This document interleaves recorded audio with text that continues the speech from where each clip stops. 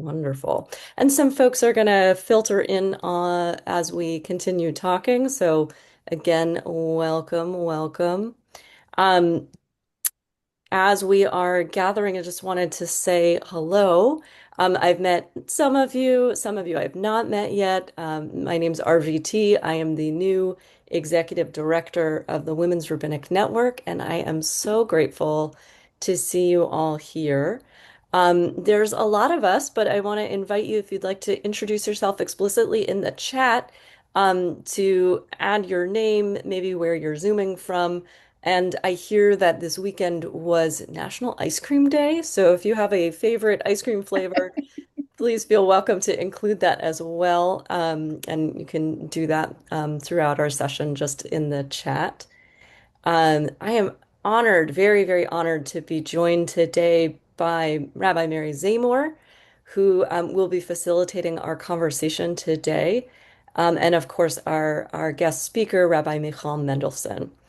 So folks are probably going to keep coming in, and that's just fine. But I really want to make sure we have the fullness of our time. So I'm going to turn it over to you, Mary.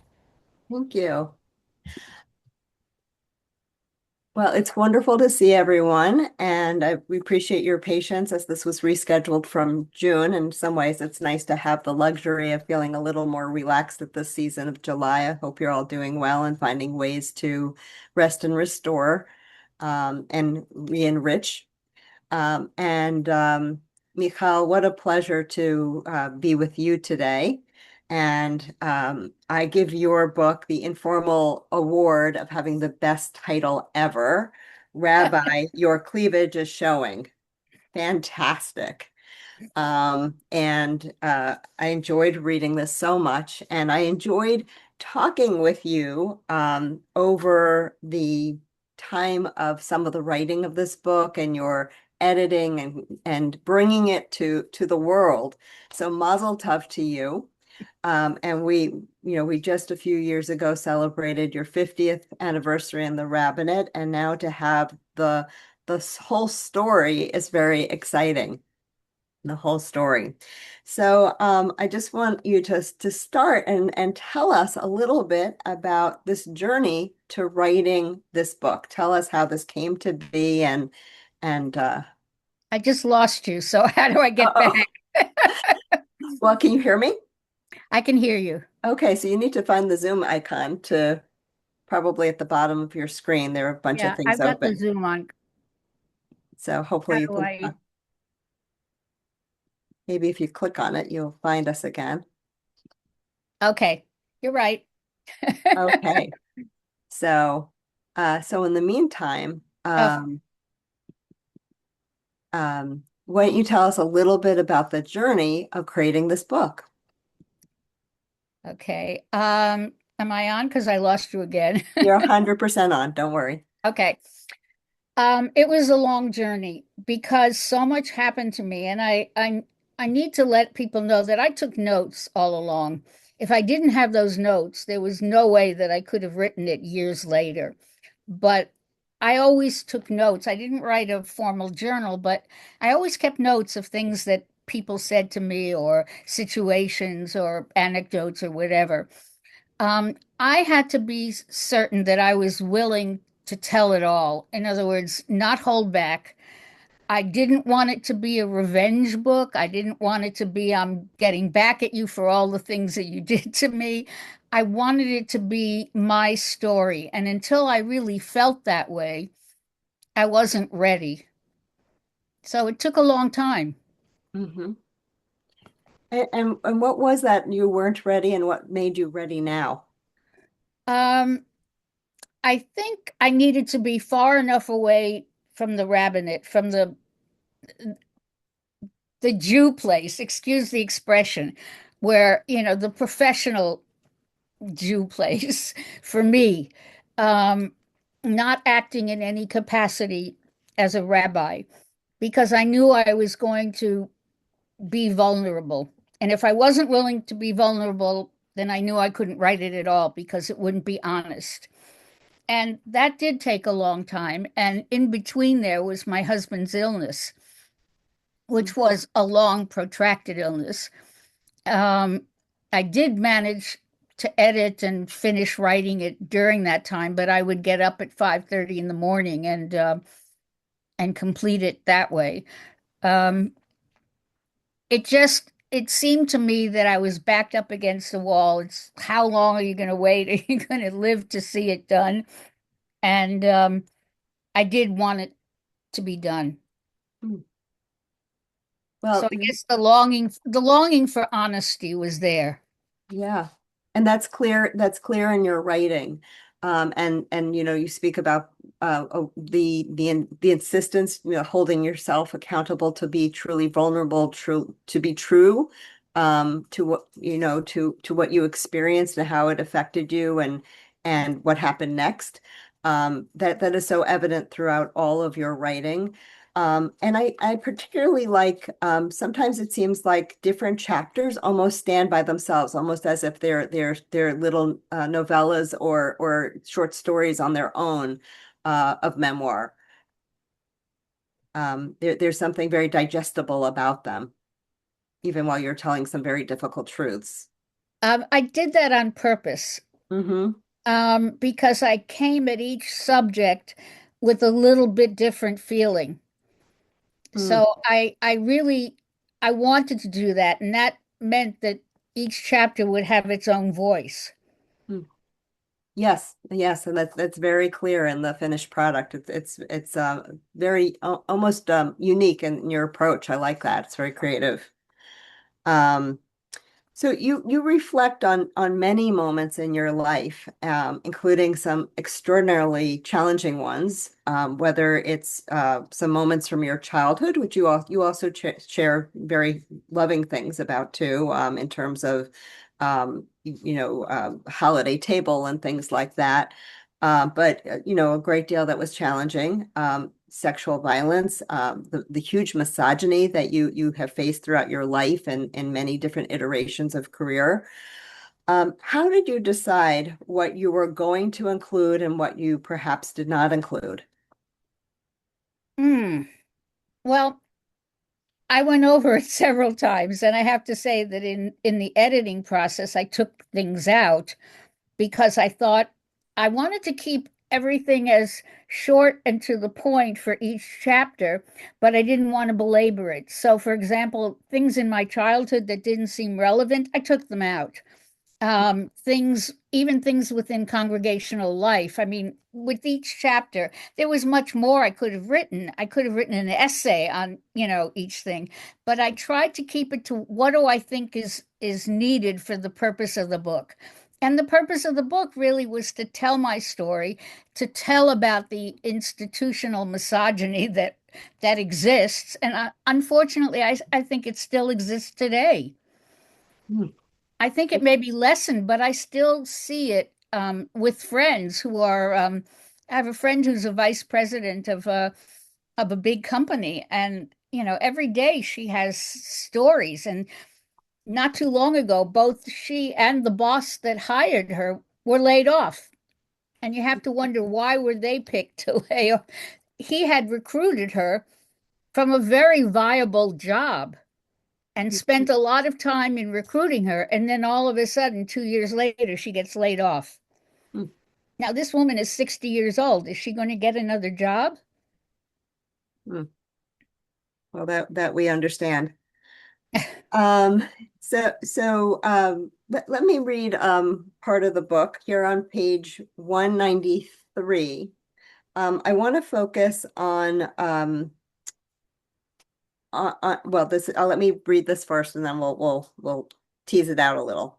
Okay. I love this. You in this chapter, you're talking about you know the home that you found, the spiritual home, the completeness, the shlemut you found in marrying Fred, your beloved Fred, Zichrono Livracha, and the blending of your family. And then you end the chapter and the paragraph by saying, home to me is wherever I am at the moment. And I no longer feel the yearnings of old, maybe because I'm getting older and I have fewer days in front of me than before. So I want to catch each day and make it meaningful. The days I spend with the ones I love is my pot of gold. It just took me longer to realize that than most. It is so important for adults to be able to put the past where it belongs in the past. The memories will be there, but they don't affect my daily life because I don't allow them to. Oh my goodness. What a statement of persistence and resilience, and life lessons. So what is it that you would hope readers would take away from your life, these challenges, the successes? What are you hoping we all walk away with? I think the fact that there are going to be failures, there are going to be disappointments, there are going to be things that don't work out the way you wanted them to, but that doesn't have to continue for the rest of your life. If you can just put those aside, put them in a little compartment, which is how I had to live, um, you can then create a new page and decide where and how you're going to go from there. I did that my entire life, especially when I realized I'm on my own. There's no parent or parental figure or aunt or uncle or relatives that I could go to. And when I was at my lowest, I mean, I really did resent that. But until I put it away and said, I just have to pick myself up, dust myself off, and realize that this does not have to be my whole life. And I felt that way after my divorce. I felt that way when HUC would, when two different placement directors wouldn't even meet with me and said I was crazy, and one of them had never met me in person. I mean, how do you make judgments on people without meeting them, without knowing them, without seeing them yourself, instead of listening to what other people say? So Mm, I just put things aside. You know, my son is able to do that. He's had a lot of very high moments, and he's had some low moments. And he said he can compartmentalize. And I think that's just a skill that maybe some of us have automatically, but if you don't have it, it's a good skill to develop. mm, absolutely. There are several Vatikot among us, the first generation of women to forge the path to the rabbinate and to forge that path for all of us, among all the beloved faces here. Sally, it's good to see you here, and so many of the others. Um, and I appreciate, earlier when we were talking, we talked about the fact that Sally had one particular path, but she was isolated in her own way. And you in New York were isolated again in your own way. And Laura Geller has spoken about that as well. It was only until a couple of years later where Arvati Code had classmates, female classmates on which and schoolmates to hang together and to hang tough together. You speak about so much you see the persistence and the resilience, and we've talked about this a little bit. But I want to read from page 207. Give me a second here to flip. Um,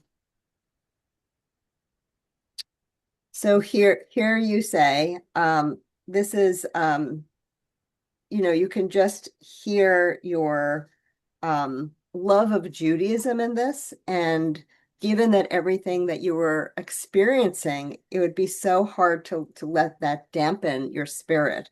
But here, this is just sings of the beauty and love that you have for Judaism. Humor, music, and food are like the heart and soul of Jewish culture for me. They're the things that make me feel more connected to my faith and identity. The humor, often full of clever jokes and self-deprecating humor, helps us find a lighthearted side even in tough times. It brings us closer as a community. Music, from the soulful tunes of our religious songs to the lively beats of klezmer, speaks to our hearts and help us express our emotions and devotion. And food, oh, the food, gathering with loved ones to prepare and savor traditional dishes like Shabbat dinners and matzo ball soup during Passover is more than just eating. It's a way to nourish not just our bodies, but our souls. These things, humor, music, and food, are like warm, comforting hug from my Jewish heritage, reminding me of where I come from and what it means to be me, what it means to me. In the dark times of my life, I clung even harder to these elements of my faith for a sense of peace. So talk a little bit more about this sense of perseverance and resilience, because some of the things you do describe in your memoir are heartbreaking. And at the same time, anybody who's met you just sees your strength and your joy and humor.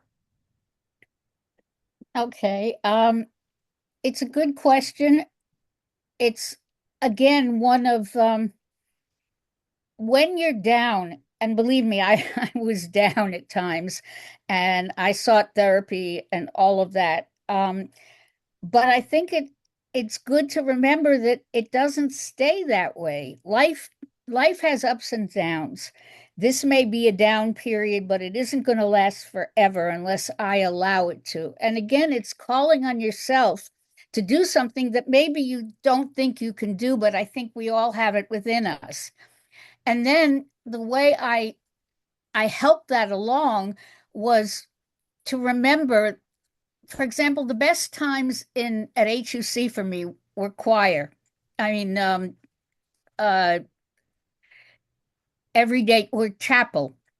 I know a lot of students didn't like it, but for me, it was not just an affirmation of faith, it was the feeling of community, of coming together, of singing on the top of our lungs, of really feeling a sense of community that I didn't feel anywhere else. And that's the way I feel in services where I can participate, whether I'm doing it or not. I don't actually, I feel it more when I'm not leading services.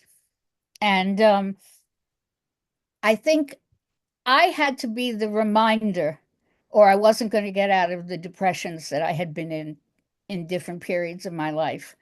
And my husband, unfortunately, did suffer from depression and suffered terribly.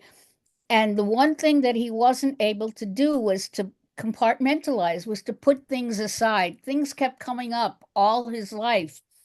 And they were very valid things. I never wanted to tell him that they weren't valid, but they did interfere. He couldn't put them aside. And I think that's so important to be able to find the things that make you happy. And in Judaism, for me, it's song, it's food, it's cooking kugels because I love to cook kugel.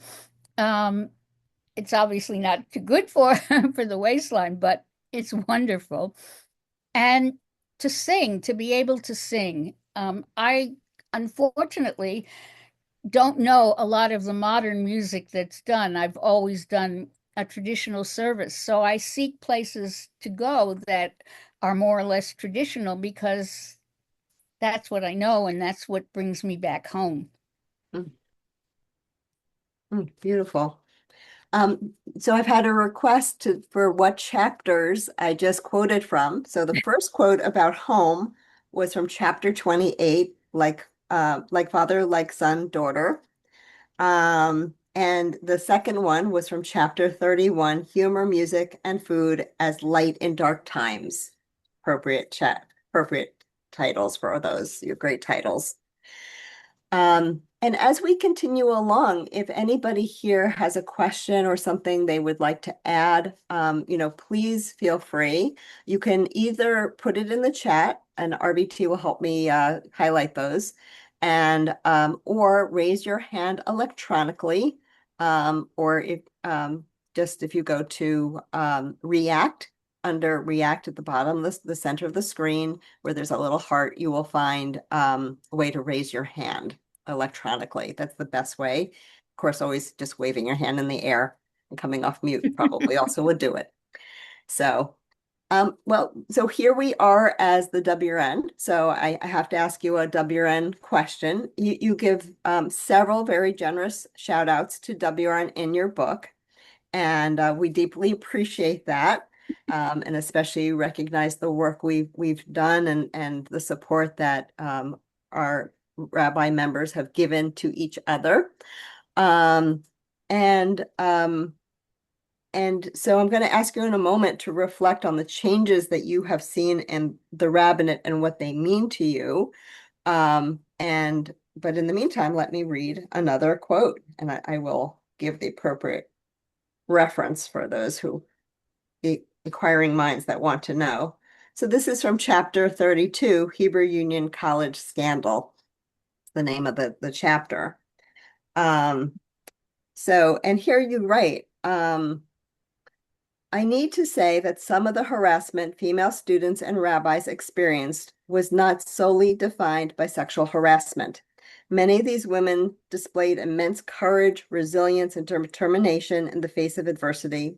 They not only confronted these challenges head on, but also worked tirelessly to transform the system itself from a good old boys network to a more inclusive and coherent community. Their hard work changed minds and eventually made the system better. This goes for all those rabbis who fit the description of LGBTQ.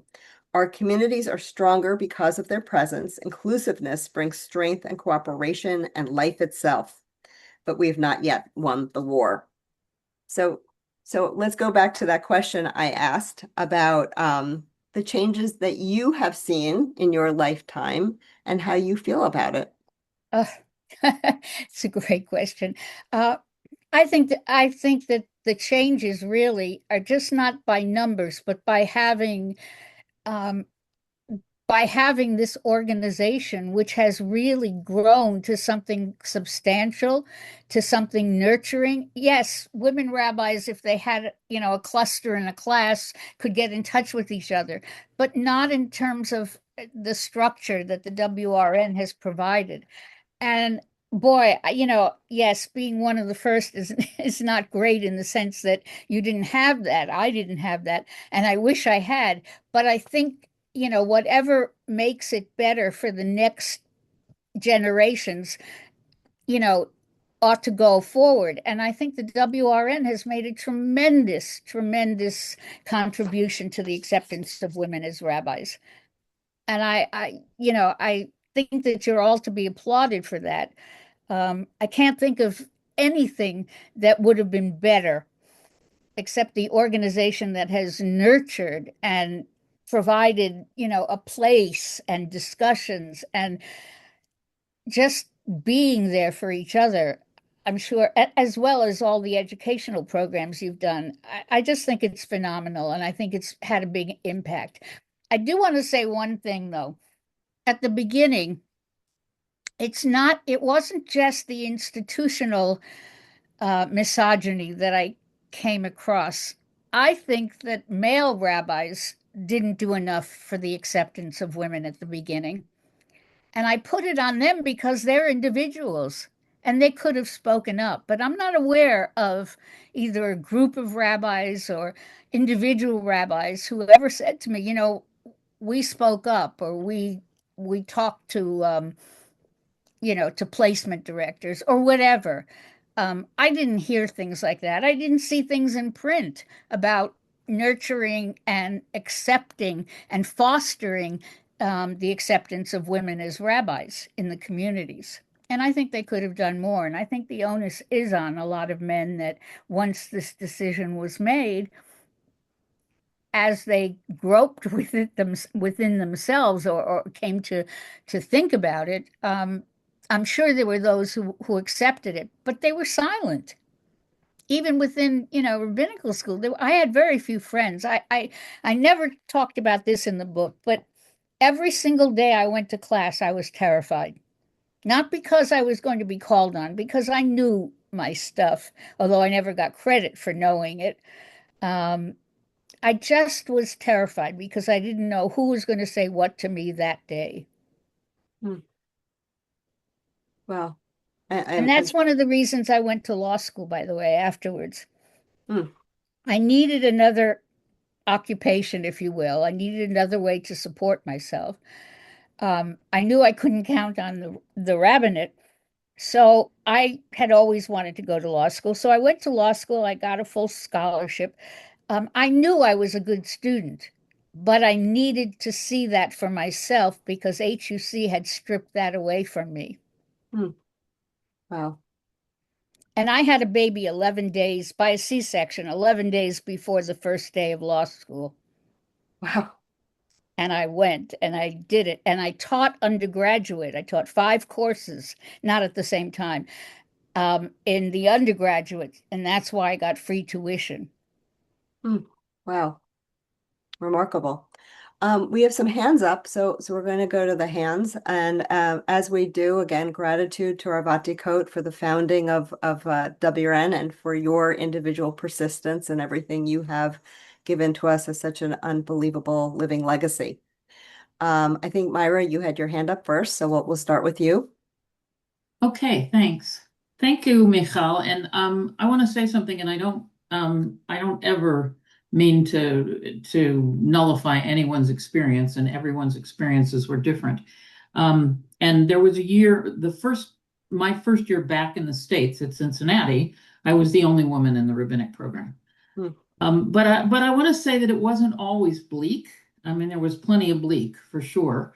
But I want to offer sort of a hopeful well, was for me at the time, it was life-saving, counter to some of what Michal just told us was so tragic to live through.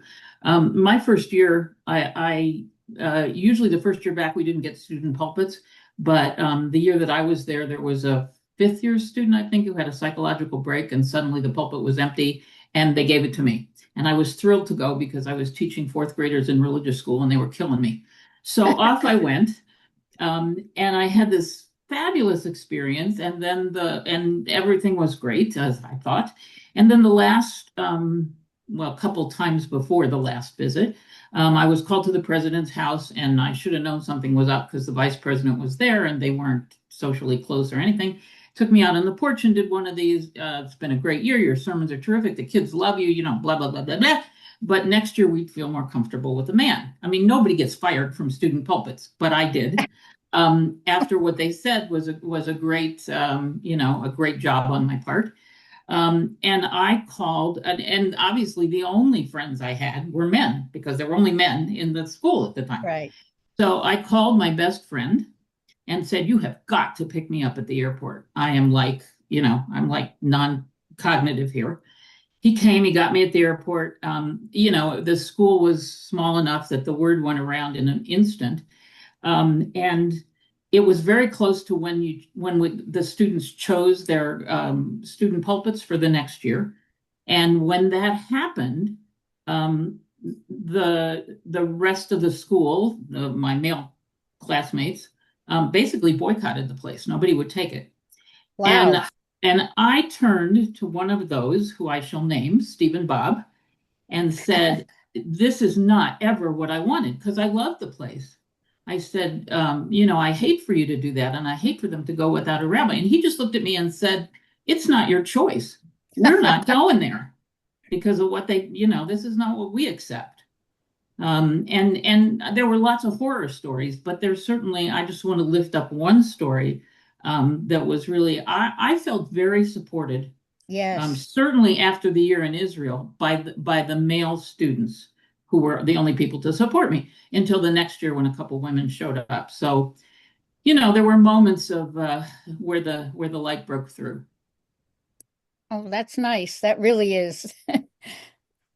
Well, and thank you, Myra. It is such a gift to hear these stories, just as it's a gift to hear Michal's through her through her eyes and voice in her book. It really is. Karen Fox, good to see you. Thank you. And Michal, nice to meet you. Nice to meet I'm sorry we haven't met before. And I was curious because I have not yet read your book. When we started WRN, I think it was 75 or 76, and we met in Ellen Dreyfus's living room. And it was a group of initially 5 or 7 of us, and then maybe 10. And that was enormous support. It gave me strength to know there were other women who were on my side. I had been in the year in Israel with Myra and Debbie Prince, and came to LA, where Debbie Prince and I were the rabbi's students, the only women. But we had negative experiences with some professors. People know about Steve Passamanik. But frankly, Lenny Thal and Bill Cutter were encouraging all the way through and said, you can do it, keep doing it, keep doing it. And when I came to New York, I felt a sense of support as well, um, particularly from Slotowitz, who came out of an Orthodox background, who Hmm. just said, if you can do it, if these guys can do it, you can do it. And there is a story of Rabbi, what was his name? This European guy, all anyway, he was in the elevator with some male students, and he said, I heard there were women students. And they confirmed, these were guys in the class, and they said, yes, now, Dr. Atlas, there are women students. And he looked and he said, Scutzim. And then he looked at these boys and he said, listen, boys, Scutzim, if you can do it, they can do it. Meaning that we were all from a non-educated Jewish background and had the same opportunity. And I appreciated that reality. And I mean, I have my own stories of situations that were things I learned from and that were unpleasant, from Hmm. women saying early on, uh, well, one particular at the synagogue where I served many years, at Wilshire Boulevard Temple, there was a woman who would say to me, Karen, I've seen that suit before. And I learned to say, it's my favorite. And part of it, the reason I bring that up is part of what do we learn in the experience of the negativity? How do we see that what happens or what we hear or what's projected onto us is not necessarily about us, but it's really about the voice and the experience of the person who's speaking and their transference or their fear or their anger about other women in other places who Oh, maybe yes. see them and hear them. And I think that's easily transferred onto the rabbi. And it takes a long time for people to understand that what people say to me, it took me a long time. What people say to me is not necessarily about me. And I think that's part of the learning when we enter a field where there weren't women. Luckily, I had a friend who was in law school at UCLA, and we shared stories and throughout our careers. But thank you for sharing, and I hope you will feel comfortable coming either to WRN or CCA or a place where people have a chance to schmooze over a drink of wine and just allow the getting to know us better. I would love to. I will certainly try. I don't know about CCAR, but WRN definitely is on my list of things that I want to spend time with and do, for what I have left. Mm, absolutely. And I love the fact that the two of you are meeting here. The fact that you haven't crossed paths just boggles me, but that's amazing. Amazing. And thank you, Myra and Karen, for sharing such rich stories and building on the memoir moment that Michal has given us. So thank you. Back to you, Michal. And again, if anybody else wants to jump in and share either vignettes or ask questions, we really welcome that. This is beautiful to witness for the rest of us. So thank you. Um, you of course after your childhood talk about going to Israel and oh my goodness, what chapters. I mean, this is like deserves a book in itself. The fact that you just kind of like randomly fell into Israel is the best way I can put it at one of the most pivotal moments in Israeli history. Ended up being a lone soldier, being college educated there, learning Hebrew. I mean, it is phenomenal. And again, such a testament to your strength and perseverance. and to the beauty of Israel. Like that is clear in everything you write, the way people rose out of nowhere from the other soldiers to people that you cross paths with to support you, to give you a place to go on the weekends when you had leave. It is just a testament to the Israel we all know Mhm. in that way. So and you just describe it with this unbridled love.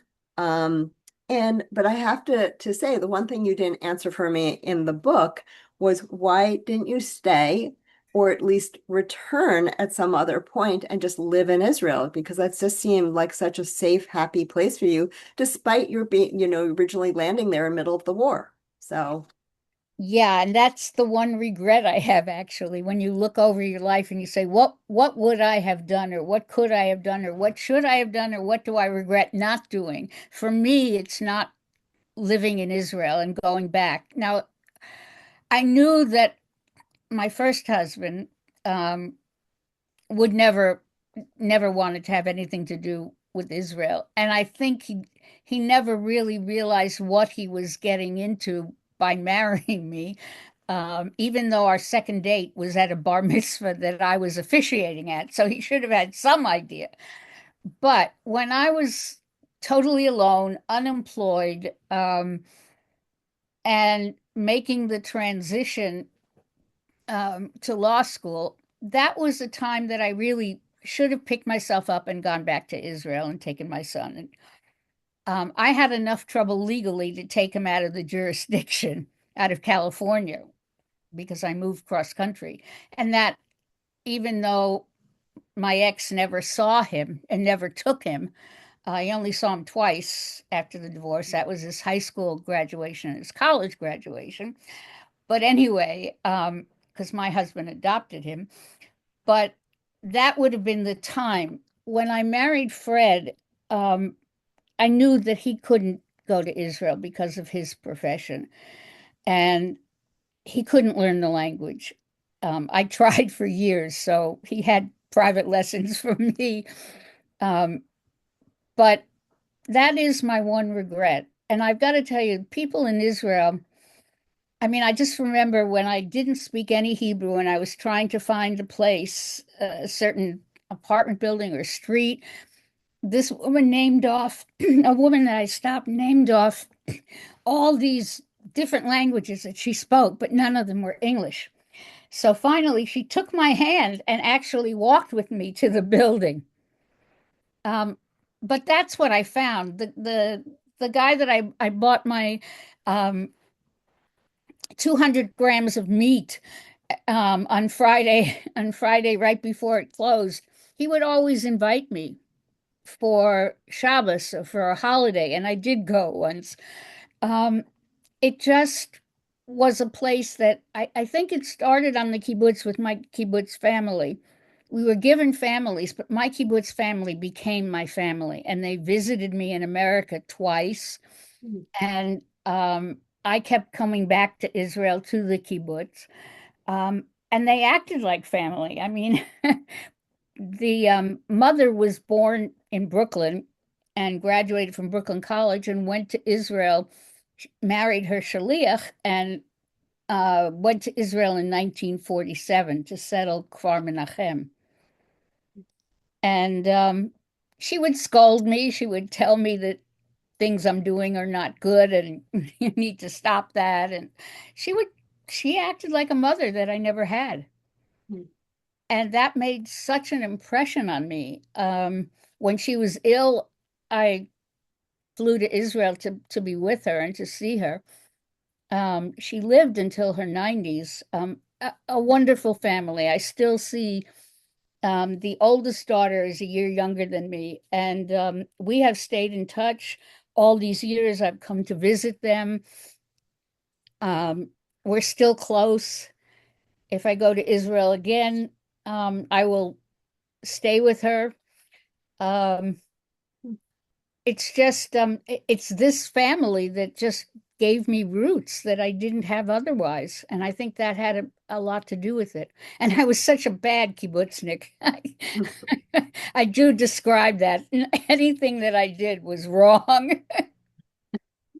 Oh, that's funny. Um, well, obviously there was a lot of Beshared in your life. And, part of your Israel narrative has that, but also the fact that you decided not to stay in Israel and then to come back to the States and then after your divorce to stay. Part of that is Beshared because you did meet Fred, your beloved husband who died in November, 2024. He was clearly your biggest supporter and you his, especially he needed so much care in his final years. If it's not too hard, would you want to say a little bit more about that marriage and partnership? Sure. I'll just I tell the anecdote in the book, but when I moved to Springfield, Illinois to be an associate professor at the university, this was in the area of a master's program of community arts management. So that's a whole other story how I got into arts management, but it's a separate story. But anyway, the head of the Jewish community came to me and she said, can I set you up with a couple of single men? And I said, sure. I didn't know anybody. And she said, well, I'll just tell you now, one is an attorney and the other is a psychiatrist, if that's okay. And I said, sure. Well, I ended up in the hospital probably the only time in my life, coming from a trip to Washington for, a business trip. And I had to be taken off the plane um, by EMS and taken to the hospital. I had some sort of virus. I couldn't even keep water down. And I was in the hospital 3 days and it went away and all of that. I had to call the rabbi in town, one of the rabbis, to take care of my son, to keep taking care of him because I didn't have anybody else. When I got home, I got two calls. And the first was from the psychiatrist. And I explained to him what happened. And he said, well, when do you think you'll be ready to go on a date? And I said, I really don't know right now, and kind of put him off. The same night, the other one called, who was the lawyer. And the first thing he said when I explained to him what happened, he said, what can I do for you? Well, that just changed everything. That was a man I wanted to know. And that was a man who was not intimidated by my being a rabbi. And he was never intimidated by anything. He was totally supportive. My son gave me the best compliment he could have given me. He's almost 45 years old. And he said, you and Fred set the stage for what a good marriage is for me. Hmm. And that was the highest compliment. Fred and I never really, we disagreed sometimes, but we would talk it out. We had some of our own rules. We never went to bed mad at each other. We never really yelled and screamed and had big fights and all of that. There wasn't anything that we couldn't just talk out and go have a cup of coffee or whatever and, resolve the issue. And we always seemed to work together. We were the kind of couple we could finish each other's sentences after a while. I knew what he was thinking, and he knew what I was thinking. I never had that relationship with anybody in my whole life. And 38 years, I, wish I had more. Hmm. Well, we do too, but it's clear that the love is just enduring. So I'm glad for that, Michal. We have a lot of questions actually from folks, so I'm going to jump to Sally Present. Sally, always good to see you. Thank you. It's good to be here. Michal, it's very nice to see you again. And I'm really glad, all of us, I think, are glad that you have come to be with us today and share some of your feelings with us. I want to apologize to you because I'm sitting here listening and thinking that even though I went to school in Cincinnati and you were in New York, I eventually ended up in New York. And you went to rabbinic school on 68th Street, and I was right next door at the Stephen Wise Free Synagogue. And I'm really sorry that I was totally unaware of all the things that were happening to you. And I'm sorry that we didn't find a way to connect with each other so that maybe I could have given you some support. We're kind of in the same situation, Mm-hmm. that in neither place, Cincinnati or New York, we didn't have a support group. And maybe we could have shared some experiences with each other and learned from them and found some ways to cope. And I do hope, although my health issues at the present time mean that I can't travel anymore and I won't be able to come to WRN conventions, but I hope that you come because, my position there is also different because what I noticed early on is that our female colleagues all came to the WRN to see their classmates and reunite. And I was just sort of watching all of that, but I felt very welcomed, and I know that you would too. Well, I'm going to try. I do travel. I'm still doing the rabbi on the ships for the holidays because I don't want to be alone on the holidays. I find it very difficult to observe holidays when I'm alone. Um, it's it's just not the same for me. So I do travel, and I hope that I can be at more WRN events. And I'm sorry we didn't get together then. It would have helped me, and maybe I could have helped you just by being a listener. Mm-hmm. Hmm. Well, thank you, Sally. Thank you for those gracious words. So Rennie Altman asks, especially since Sally was not yet fully ordained when you started school, we don't think. What was your motivation to become a rabbi? Oh, I had read an article. All I knew when I got back from Israel, um, I took some advanced courses at Hunter College. I knew I wanted to go to graduate school. I took the advanced Hebrew courses, and they just seemed so easy. I mean, I was fluent by this time. I'd been in the army. Um, so I knew I wanted to continue. I didn't know where, how, what, but I wanted to try to work with communities, Jewish communities, in terms of bringing some of the music and some of the Israeli notions of what community is and how community can be. I didn't have that growing up at Temple Emmanuel in New York City. Um, so I did see an article that HUC was accepting women, and I thought about it, and I had also applied for a PhD program in Jewish studies, and was accepted. And I decided to send it to HUC and see what would happen. And during the time I was waiting, I was reading about the rabbinate, and I decided maybe that's a good place for me. I don't. I didn't really think it through, and maybe it's good that I didn't think it through because I maybe wouldn't have gone. Hmm. And that's something I love about a lot of the early narratives of what brought women to the rabbinate. It was just like any other young person, kind of just getting a spark or a passion or a whim or just the ongoing dedication to loving Judaism in the most beautiful, pure, naive way, not realizing that you were stepping into a controversial political hornet's nest. I didn't think of that at all. So I Right, have to right. say, And so I see a couple of nods around the screens here, and that is something we see in so many of the narratives.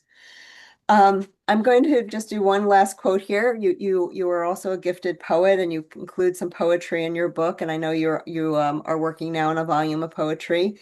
On page 288 is the end of the poem, "Even the Rabbi Wrestles." And in the last two stanzas, you write, "Some think a rabbi must be sure, a lighthouse shining ever pure. But Torah starts with chaos deep, even the poets doubt and weep. So I will wrestle, name the fight. I'll question hard and seek the light. And in that struggle, raw and odd, perhaps I am most near to God. Um, I will ask you the last question, which is goes to Zari Weiss, who it is in the book, but it's since the title. I started with the title, which is so fabulous. Rabbi, your cleavage is showing. Why don't you just tell us one time again how you came to the story behind that title? Because wow, did Yeah. we all feel that one? Yeah.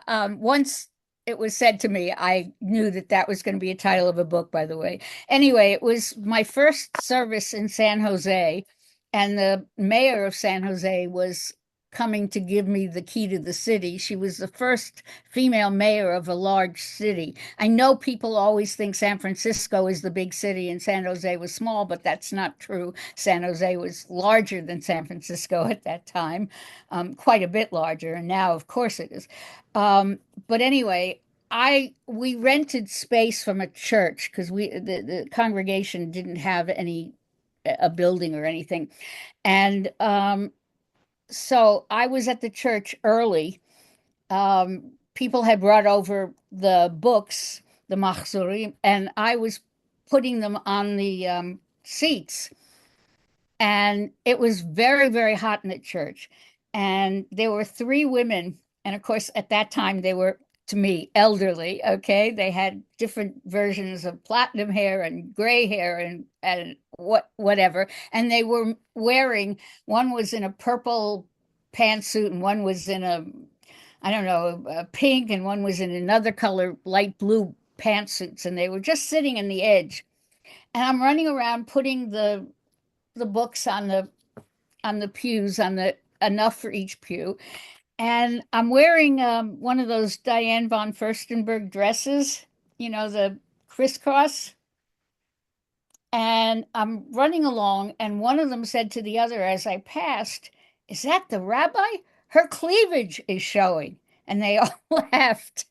And I ran into the robing room and put on my robe. I knew I was going to wear a robe, but it was hot, so I didn't want to wear it until later. And I was just mortified and came out and did the rest of my organization. So that's where the title came from. Well, thank you. And thank you for ending with that. Michal, what a pleasure. I know RVT, you have a few words to share now. Thank you. Yes, thank you so much. I'm so humbled, Michal, to learn from you, Mary, as well, for your facilitating this, and for everyone who shared today, both in the chat, questions, stories. I'm very struck by this conversation. I had put in the chat, I had reached out to a someone who was ordained just this year in LA, and she was saying her entire class is women, and just sort of just thinking through the balance of how our rabbinate is changing and how still, of course, some of these challenges and issues remain. I'm just so humbled to be with you all today. I want to also share that Michal is available both for in-person engagements and virtual ones. We hope that you'll continue to reach out to her and help share her important messages and reflections. And I mentioned this up at the top, but we recorded this session. These events are available in our archives, which are available only to our members through our website. If you have any concerns about the recording today and being recorded, please feel very welcome to reach out to me. And to reach out to me for other reasons. Again, for those of you I haven't met yet, my name is RVT. I am very proud and honored to be the new executive director of the Women's Rabbinic Network. And we're just so grateful that you could all be here today. Lastly, I'll just give a note. We are in dues renewal season. So humbly and kindly, if you haven't yet had an opportunity to renew your dues with us, I'll put a link, or you can always reach out to us. We'll be happy to help you. And thank you so, so much for being here today. Mary, anything that I forgot? Any last words? No, thank you very much to everybody, and especially to Michal. What a pleasure, and what a pleasure to hear from others and your beautiful stories. Thank you. And thank you. Okay. Well, thank you, everyone. You get 3 minutes of your life back. Hopefully, you can get a cup of coffee in there or maybe a chance to stretch your legs. And we look forward to seeing you next time very much. Thank you all. Bye bye. Bye.